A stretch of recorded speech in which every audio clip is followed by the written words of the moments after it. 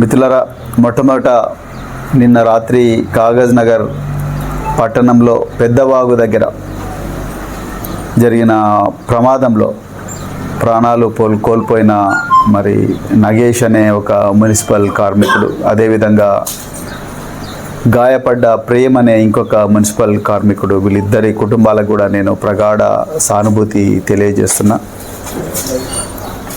నిజానికి ముఖ్యమంత్రి ఆధీనంలో నడుస్తున్న ఈ department, municipal administration and urban development department, మరి రాష్ట్రంలో వేల విగ్రహాలు నిమజ్జనం అవుతున్నాయి. కానీ కాగజ్ నగర్ పట్టణంలో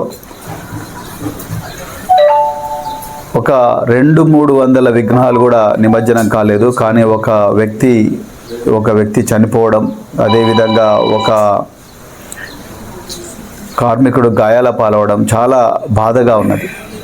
నేను కూడా నిన్న నిమజ్జనం చేసే ఘాట్ దగ్గరికి పోవడం జరిగింది.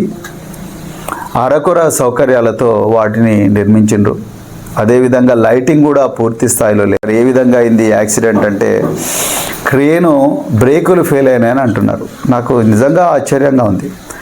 ఎప్పుడైనా కూడా ఘాట్ల దగ్గర, నిమజ్జనం చేసే ఘాట్ల దగ్గర ఎప్పుడు కూడా మరి జాకీలు పెట్టి స్టాండర్డ్గా నిర్మించి, ఆ జాకీలు పెట్టిన తర్వాత వాహనం ఎంత బరువు ఎత్తినా కూడా మూవ్ కాకుండా చూస్తారు.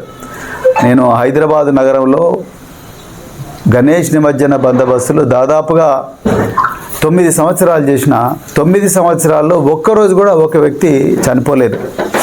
కానీ మరి ఇదే కాగజ్ నగర్ పట్టణంలో ఇలా ఒక వ్యక్తి చనిపోవడం, అదేవిధంగా ఇంకొక వ్యక్తి గాయాల పాలవడం, ఇది చాలా అంటే చాలా బాధాకరం.